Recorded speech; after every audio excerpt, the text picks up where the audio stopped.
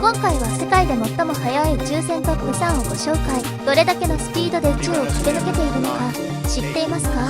第3位、ジェミニ11号、時速35万キロ。